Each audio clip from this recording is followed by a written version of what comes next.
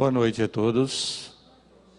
É uma alegria retornar a essa casa e poder compartilhar com vocês um pouco daquilo que nós tentamos aprender. Em julho de 1989, o presidente dos Estados Unidos, ele assinou um decreto designando os anos 90 como a década do cérebro.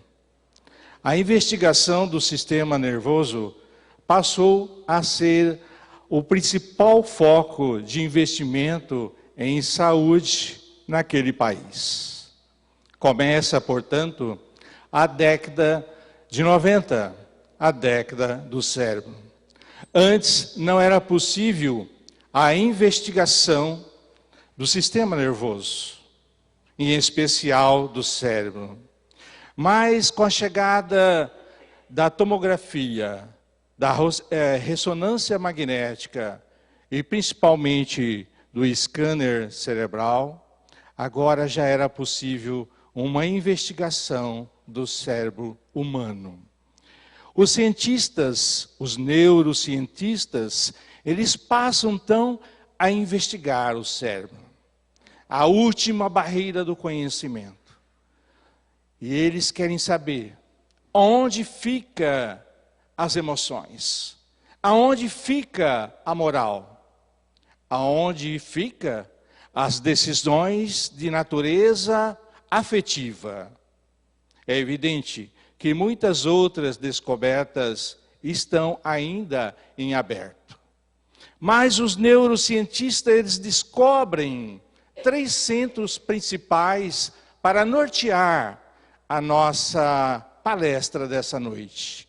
Eles descobrem o centro do prazer, o centro da satisfação, da plenitude, e descobre que se a pessoa é plenamente satisfeita, ela é feliz. E descobre também o centro da insatisfação, do grande vazio que infelizmente visita muitos corações ainda nos dias atuais.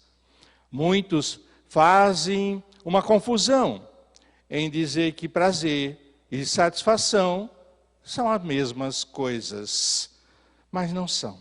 Prazer é diferente de satisfação. Vejamos um exemplo. Se todos nós gostamos de comer, de nos alimentar, se nós falarmos aqui de um prato de macarrão ao molho sugo, todos vão ficar com aquela vontade de comer esse macarrão. Porque o cérebro manda um aviso para a boca, através da saliva, onde já começa a digestão. Então, se eu como aquele prato de macarrão, que eu gosto, eu sinto, depois de ter comido, satisfação. Mas vamos supor que esse prato de macarrão ao molho sugo é apresentado no período de regime. Normalmente esse período de regime, ele vai de segunda a sexta-feira. Não é isto? E aí eu estou de regime, eu não posso comer aquele prato de macarrão. Mas o prazer de comer, de se alimentar, é muito grande. Então eu passo a comer aquele prato de macarrão e esqueço do regime.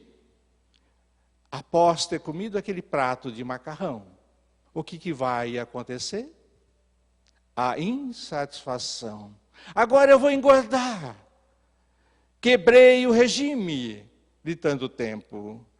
Mas ao longo dos séculos, e para alguns ainda hoje, acreditou que para ser feliz era preciso algo mais, além do prazer e da satisfação. E acreditou-se por muito tempo, até hoje muitos acreditam que é preciso 3 coisas outras para ser feliz. É preciso o dinheiro, é preciso a beleza e o poder. Essas 3 condições são eleitas pelo mundo afora. dinheiro, beleza e poder. E os cientistas, os neurocientistas, reunidos nos Estados Unidos para fazer essa última descoberta, para desvendar essa última barreira da neurociência, eles convocam, nesse instante, alguns voluntários para confirmar o centro da satisfação, que nós acabamos de mencionar. Se o dinheiro, ele traz realmente a satisfação, a plenitude e a felicidade. Convoca-se vários voluntários. E o que eles tinham que fazer agora? Não era preciso ser submetido a nenhum exame evasivo. Mas era preciso somente deitar numa cama confortável e ficar ali deitado por 45 minutos a 1 hora.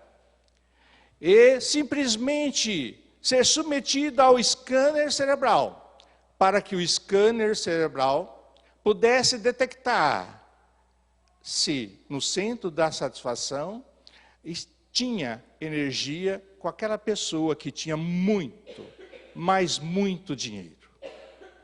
E aí passa o scanner cerebral. A pessoa tem muito dinheiro, mas o scanner cerebral não lê na área da satisfação as energias que são ali ministradas pela satisfação que a pessoa possa sentir por ter muito dinheiro. Mas a área da insatisfação, esta é altamente contemplada pelas energias que ali são mandadas pelo excesso de preocupação. Ou seja, aquela pessoa que estava deitada ali, que tinha muito dinheiro, estava acionando a área da insatisfação pelo medo de perder tudo que tinha, de perder tudo de uma hora para outra, de ficar pobre, de ser roubado, que é uma coisa muito rara nos dias atuais. E nesta pesquisa, estavam aquelas pessoas ricas em virtude do seu labor, mas também estavam aquelas pessoas que haviam recebido heranças, prêmio de loteria, mas o scanner não detectou a área da satisfação como a área ativa naquele instante. Então, ao acordar, submeteram essas pessoas que tinham muito dinheiro a uma investigação através da psicologia. Você tem muito dinheiro? Sim, eu tenho tanto dinheiro que eu posso comprar o que eu quiser. E você é feliz? Sim, eu sou plenamente feliz. Mas não é o que diz a ciência. Não é o que diz o scanner cerebral. Que coisa curiosa. O scanner cerebral não detectava, mas detectava o excesso de preocupação. Mas vejamos a beleza, não é o dinheiro. Então pode ser a beleza. A beleza é a segunda, nomeada pela população mundial. Foram escolhidas pessoas belas. Dentro dessas pessoas belas, tinha uma Miss de um dos Estados Unidos da América. Ela se submete, assim como outros, ao scanner cerebral. Deitada numa cama de forma confortável, o scanner cerebral passa e não detecta uma intensa atividade no centro da satisfação. Mas, pelo contrário, a área da insatisfação estava mais ativa. E ao acordar, ela vai também ser submetida aos psicólogos. E numa entrevista eles perguntam: você é feliz por ser bela? Sim, eu sou extremamente feliz. E ela estava se preparando para o concurso de Miss dos Estados Unidos. E possivelmente, se ganhasse, para Miss Mundial. Mas você realmente é feliz? Sim. Mas os psicólogos descobriram que a insatisfação estava apregoada mais ao medo de engordar, de perder aquela beleza, de envelhecer, e pelo próprio estresse que estava prestes a participar de outros 2 concursos, a área da insatisfação estava muito mais sendo acionada pelas correntes nervosas cerebrais. Não é o dinheiro, não é a beleza, então a felicidade, a área da satisfação pode ser acionada pela pessoa ou pelas pessoas que detêm o poder, que se transformaram em chefe de seção, que são presidente de multinacionais, que são presidente de países. Convoca-se alguns voluntários para ser submetido ao scanner cerebral. Mas ao passar o scanner cerebral, os neurocientistas descobrem que a área da satisfação não estava ativa também nesse grupo de pessoas. Mas a área da insatisfação havia um vai e vem de energias que fragilizavam o sistema imunológico. E na entrevista, através dos psicólogos, eles mencionaram o medo de perder o cargo, o estresse por manter aquele cargo, por trabalhar 14, 15, 16 horas por dia. Então, a área da insatisfação estava muito mais ativa no cérebro daquelas pessoas. Portanto, é detectado um grande vazio através da ciência, tanto para o homem que tem dinheiro, muito dinheiro, beleza e poder. A pesquisa prosseguiu e chegaram à conclusão que a maior fonte de satisfação, de plenitude, por que não dizer de felicidade do homem, não era o dinheiro. Como diz uma música, dinheiro na mão é vendaval, dinheiro na mão é solução e solidão. Não era o dinheiro. Não era a beleza, pois ela é passageira, o medo de engordar, de envelhecer. Não era o poder, pois ele é relativo, é transitório, ele é temporal. Mas afinal, qual é a fonte da felicidade? Enquanto vocês refletem um pouquinho, vou dar uma pausa e tomar água.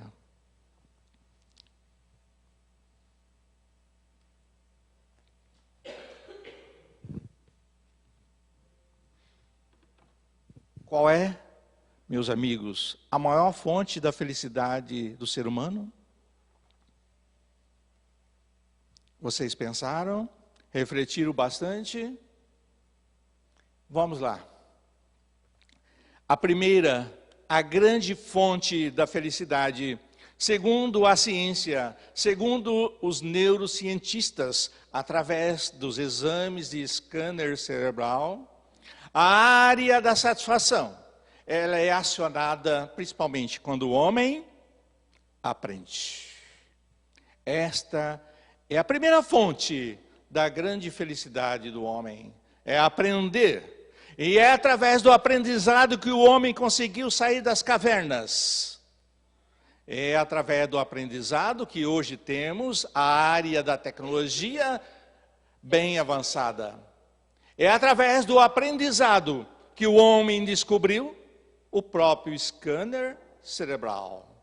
É através de aprender. Quando o ser humano aprende uma coisa nova na sua vida, a área da satisfação ela é acionada.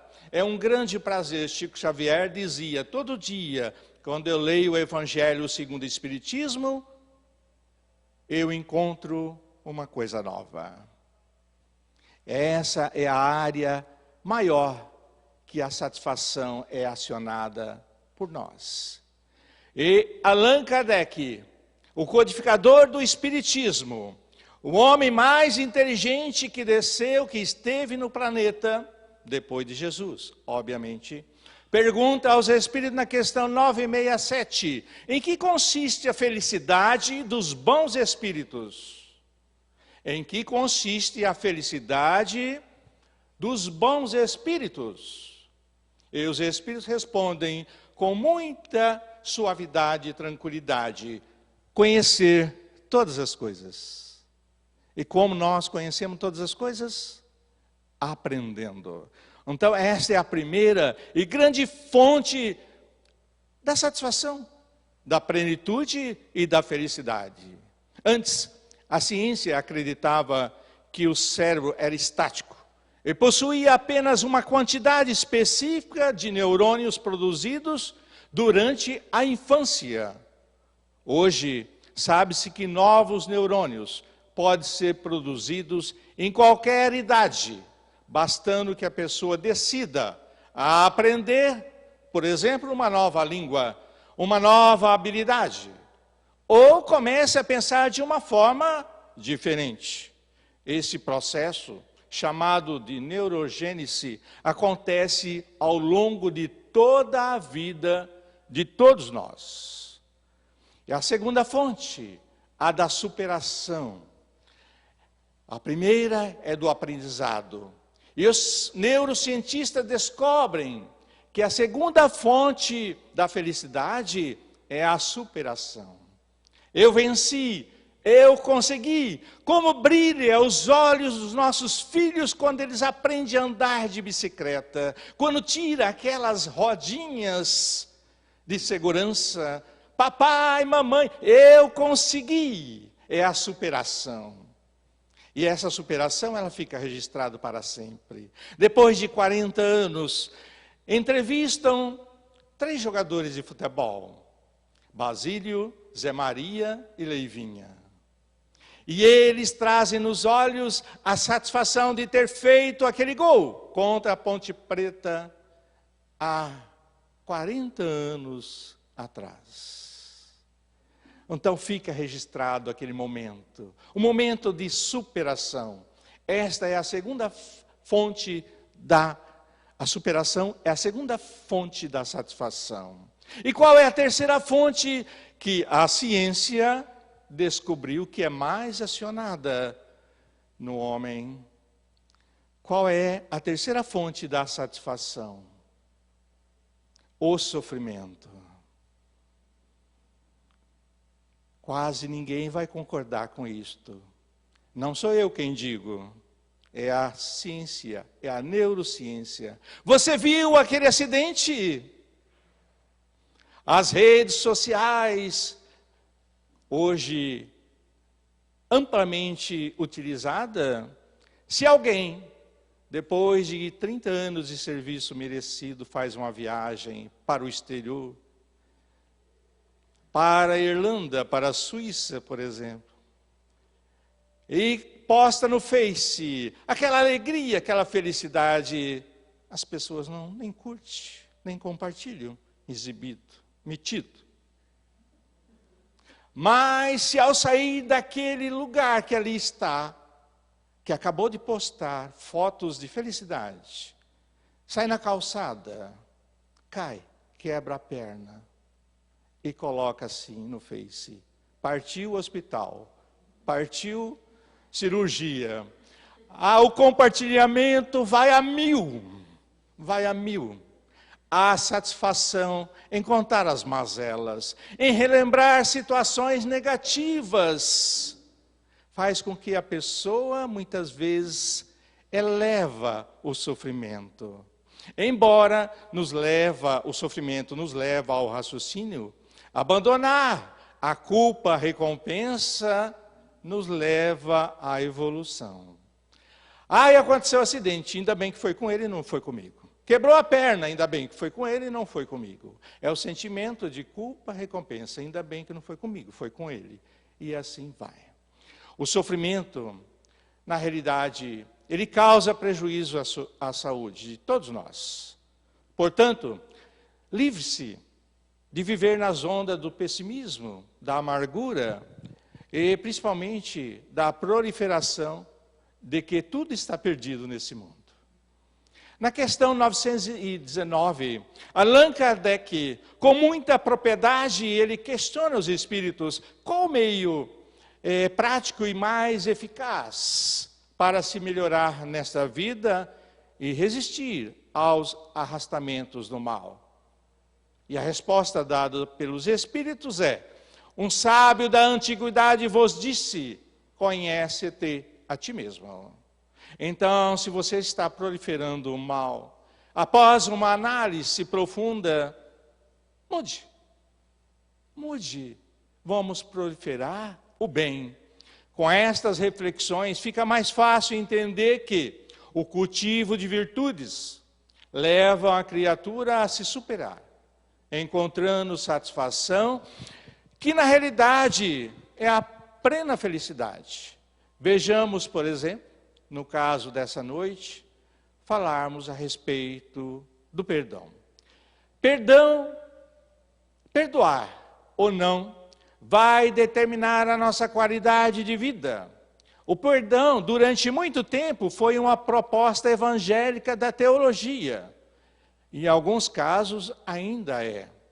Ou seja, pedir perdão, pedir desculpas, aos 45 minutos do segundo tempo da vida, eu me arrependo. Quem assistiu aquele filme O Céu é de Verdade? Ali existe o autor principal, o personagem principal, melhor dizendo, ele é um pastor. Ele é convocado aí aos hospitais, principalmente para auxiliar aquelas pessoas que estão à beira do desencarne, de passar para a vida espiritual. E ele chegou até um senhor e perguntou: o senhor se arrepende de alguma coisa? E ele disse: sim. Então, senhor, Deus lhe perdoa e tudo bem. Esse é o perdão teológico. O perdão que o Espiritismo nos explica é terapêutico, é racional. Quem perdoa, na realidade, é saudável. E o maior beneficiário do perdão não é, como parece, aquele que recebe, mas aquele que aprende a concedê-lo. Quem não perdoa gera moléculas que agridem o sistema imunológico através do estresse emocional. E hoje, através da neurociência também, temos conhecimento da neuroplasticidade, que é a capacidade que o cérebro tem de recondicionar, de buscar outros caminhos diante de possíveis traumas, acidentes e de novos conhecimentos pelo aprendizado. Esse recondicionamento é através de várias técnicas, mas entre elas se destaca a fisioterapia neural, para que o cérebro busque outras conexões, ou seja, outras sinapses. A recuperação depende, óbvio, de cada um, principalmente do grau de lesão que a pessoa teve em seu cérebro. E principalmente também se essa lesão é de desafios ou de resgates espirituais. Portanto, o cérebro é um medidor plástico, portanto, moldável, tanto para a recuperação de lesões, como bem para o aprendizado. Não basta somente a boa vontade.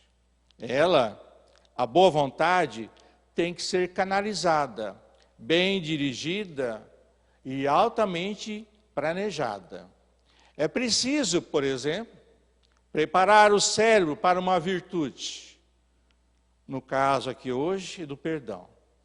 A pessoa tem que querer utilizar-se de estratégias, melhor dizendo, para condicionar o cérebro para essa grandiosa virtude que é o perdão. O Evangelho segundo o Espiritismo, no seu capítulo 10, Bem-aventurados os misericordiosos, nós vamos encontrar uma recomendação de Jesus, que é preciso perdoar 70 vezes, 7 vezes. Ou seja, que é preciso utilizar de tentativas para o perdão. São 70 vezes 7 tentativas para que o cérebro entenda que o indivíduo quer perdoar. Perdoando realmente uma vez, ele não precisará perdoar mais. Por isso, as 70 vezes 7 são tentativas para que chegamos a um dia a realmente perdoar e transformar isto num hábito. A definição do perdão, na realidade, pelo Espiritismo, não é desculpa, não é dar oportunidade, não é esquecer, porque nesse planeta de provas e expiações, ninguém esquece uma ofensa. Então não é desculpa, não é dar oportunidade, não é esquecer. Perdoar, na realidade, significa libertar da mágoa, do ressentimento que a ofensa causou. E isto é perdoar, é libertar da mágoa que o ressentimento que a ofensa causou. É mudando de proceder. Na questão 661 do Livro dos Espíritos, Kardec pergunta: podemos utilmente pedir perdão a Deus pelas nossas faltas? E os Espíritos respondem: Deus sabe discernir o bem do mal. Aquele que pede perdão a Deus só obtém mudando de proceder, de conduta. Perdoar, na realidade, é não precisar perdoar. É tornar-se inofendível, como diz Francisco de Assis. A neuroplasticidade espiritual, no caso, seria o indivíduo buscar estratégias pela doutrina, pela leitura, pelo aprendizado, pela oportunidade de servir, que é a caridade, para que o cérebro entenda que o indivíduo quer realmente perdoar, superando-se. Por exemplo, o indivíduo, após se conscientizar da necessidade de perdoar, ele quer perdoar, ele passa a impulsionar esse desejo. Eu quero perdoar. Mas o cérebro, ele não entende se nós não fizermos uma programação. Como tal, marcar o tempo. O cérebro não entende, por exemplo, a pessoa dizer que vai perdoar qualquer dia desses.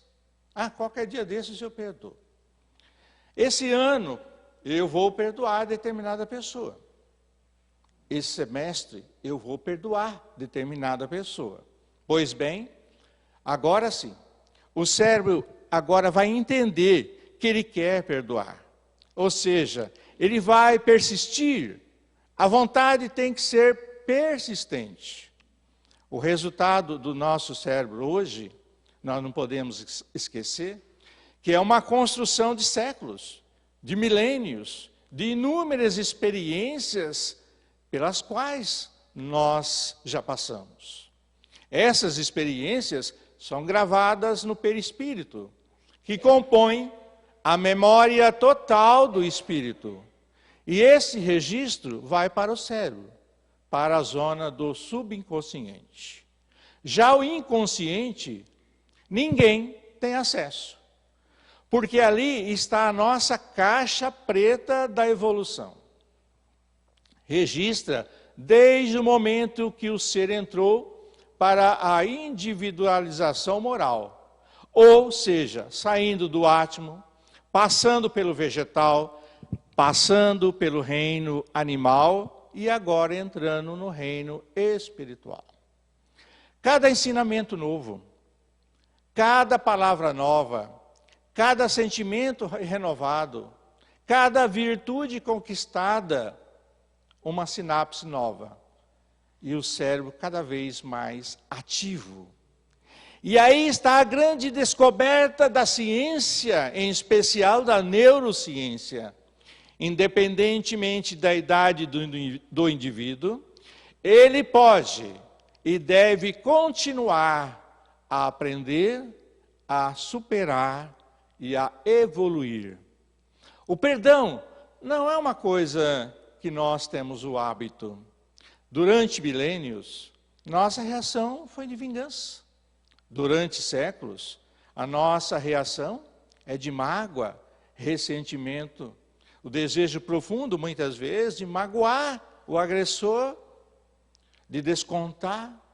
Agora, nós estamos aprendendo que Deus não castiga, mas também nem perdoa. Mas o ser consciente, ele sim, profere para si mesmo as sentenças de absolvição ou culpa ante as leis divinas. E assim, o perispírito vai iluminando quando nós vamos coletando, passando por experiências positivas.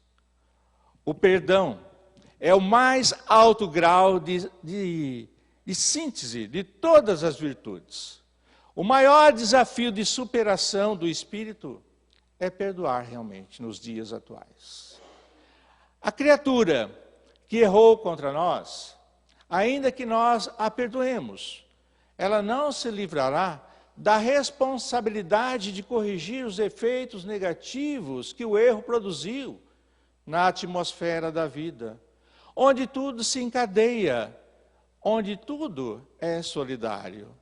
Da mesma maneira, mesmo quando nós somos perdoados pelos nossos erros, nós não nos livraremos da responsabilidade de corrigir os efeitos negativos que o nosso erro produziu na vida e no contexto geral do planeta. Perdoar é ainda para os espíritos de mediana evolução. Vejam bem, perdoar ainda é para os espíritos de mediana evolução. Porque os espíritos inferiores, eles não perdoam, eles não querem saber, não querem reconciliar, eles não perdoam e acabou. Os espíritos superiores e puros, eles também não perdoam. Puxa vida, os espíritos superiores e puros também não perdoam? Não. Por quê? Porque eles não veem mais a necessidade de perdoar. Porque eles pensam da seguinte forma: ninguém pode me fazer o mal. Só depende de mim, de como enxergar aquela situação. Como nós não somos espíritos inferiores, nós não somos espíritos superiores, então nós temos necessidade ainda de perdoar. Por que nós temos necessidade de perdoar? Porque nos sentimos ofendidos, magoados, ressentidos. Enquanto o indivíduo não compreender que praticar virtudes gera satisfação pela superação, ou seja, felicidade, ele não vai cultivá-las por livre e espontânea vontade. A questão do perdão não é de bondade, não é de generosidade, porque o bondoso ainda tem necessidade de perdoar. O generoso, não obstante ser generoso, ainda tem necessidade de perdoar também, porque não atingiu ainda o grau de espírito puro, superior. O perdão, na realidade, é de quem se liberta. O perdão é libertação, através da superação. Um planejamento que nos ajuda muito no perdão é iniciarmos o perdão conosco mesmo. Por exemplo, o auto-perdão. Começamos perdoando a nós mesmos. Depois, vamos perdoar os nossos amigos. Até chegarmos na condição de perdoar os nossos inimigos, aqueles possíveis adversários que nos magoaram. Por que começar com o auto-perdão? É muito mais fácil. Porque nós somos pessoas que têm uma tolerância muito, mas muito grande em relação às nossas faltas. Então fica mais fácil. O auto-perdão é libertação do remorso, do sentimento de culpa. Depende do arrependimento, Depende da humildade, do altruísmo, da nobreza moral e principalmente da vontade de aprender e também de superar. Na questão 999, portanto, fácil de memorizar, 999. Kardec, o codificador da doutrina espírita, ele pergunta aos espíritos: o arrependimento sincero durante a vida basta para apagar as faltas e fazer encontrar graça diante de Deus? Vejam bem a pergunta de Allan Kardec. O arrependimento sincero durante a vida e não somente aos 45 minutos do segundo tempo da existência física. Ele pergunta: o arrependimento sincero basta para apagar as faltas?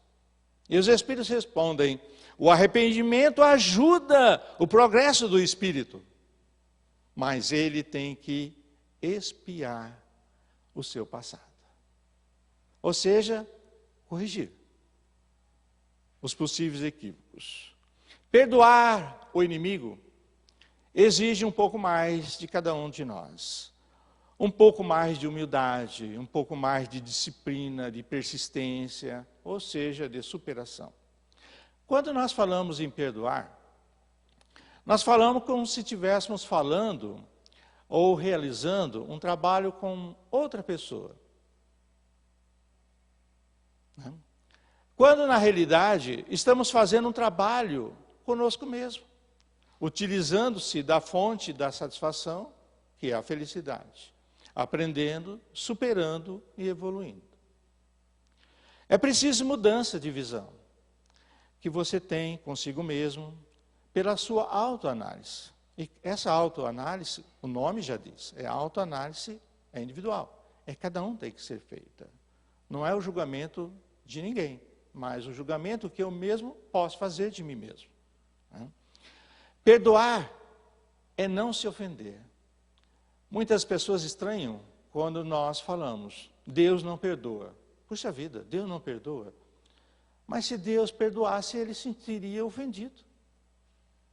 Como Deus não se ofende pelas nossas fragilidades, não há necessidade de perdoar. Porque ele não se ofende. Então, perdoar é não se ofender.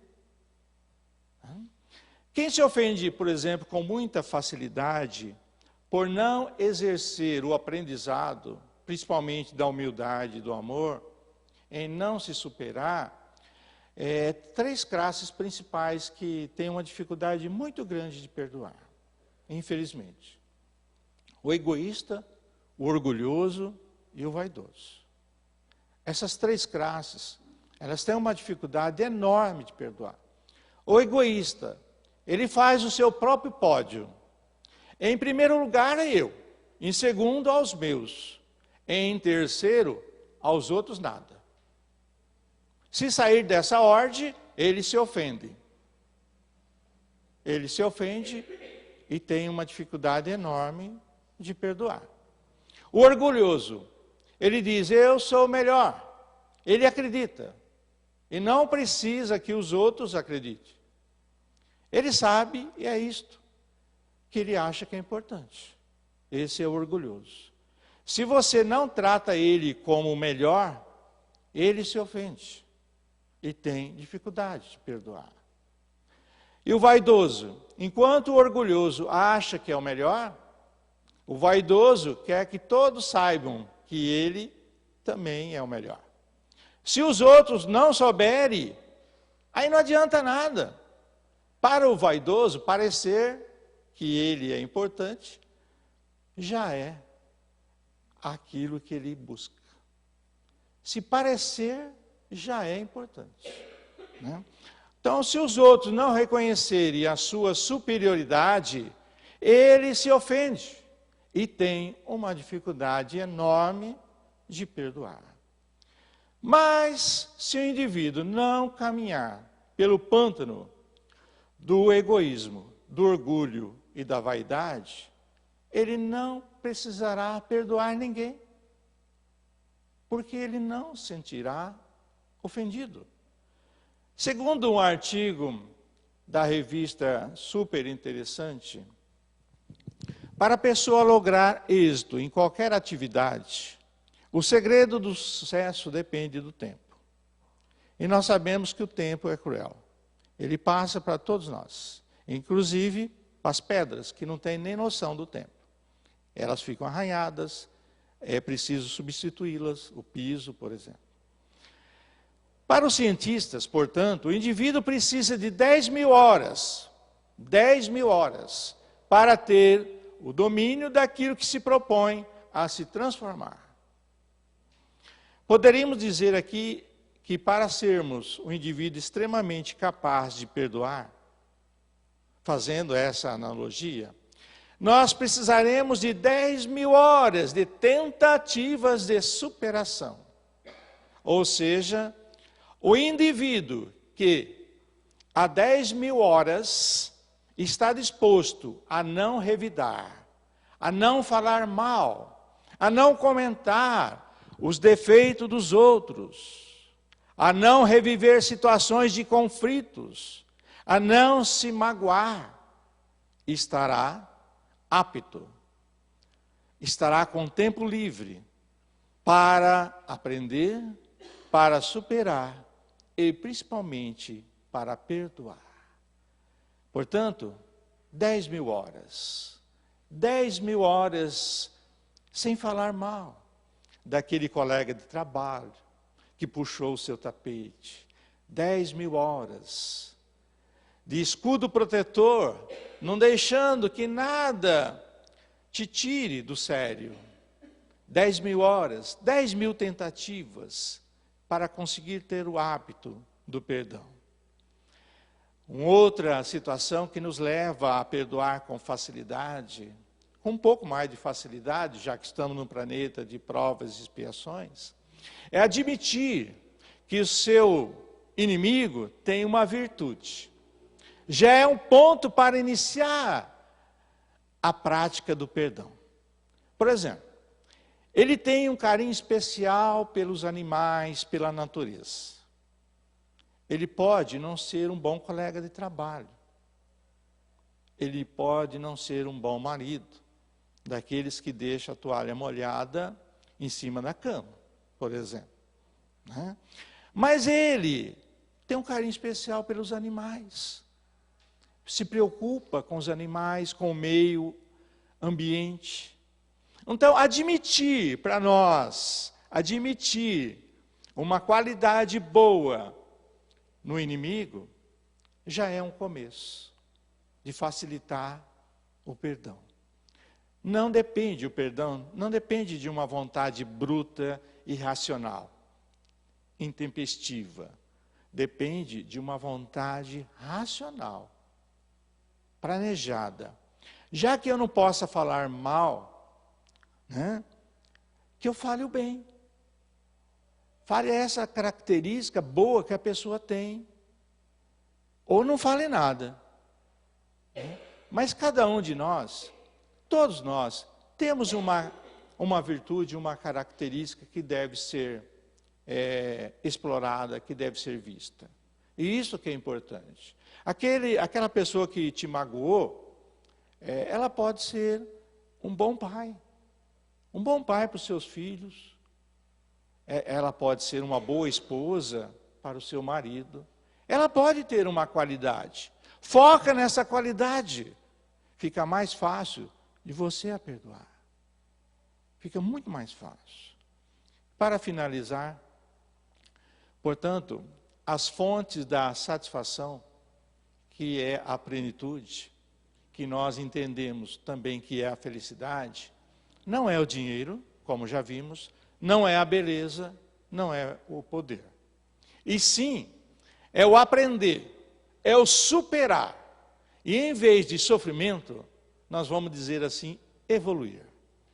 Então, as maiores fontes da felicidade, em primeiro lugar, é aprender coisas novas, é superar os seus limites. E o terceiro é evoluir. E dentro da evolução, já está embutido o aprendizado e a superação. E só evolui aprendendo, superando e passando para a condição de não precisar mais perdoar. E uma última colocação precisa. A evolução, necessariamente, não precisa passarmos pelo caminho do sofrimento. Mas podemos escolher o caminho do amor, da abnegação, da caridade, da fraternidade. Este caminho nos é concitado, nos é colocado à nossa disposição para poder trilhar por ali. E assim nós vamos aprendendo, superando e evoluindo. Que Jesus nos abençoe e nos proteja hoje e sempre.